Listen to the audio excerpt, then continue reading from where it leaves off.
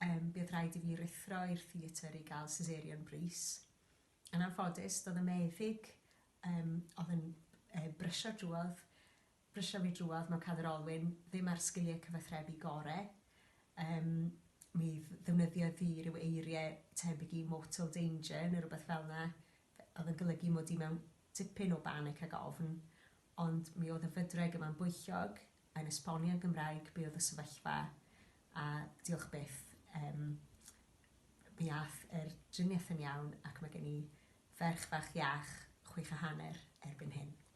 A dwi'n ddiolchgar iawn i'r fydreg am dywelu fy meddwl i, dywelu fy ofnau i, ac oedd clywed fy mamiaeth yn y sefyllfa yna yn beth arbennig iawn.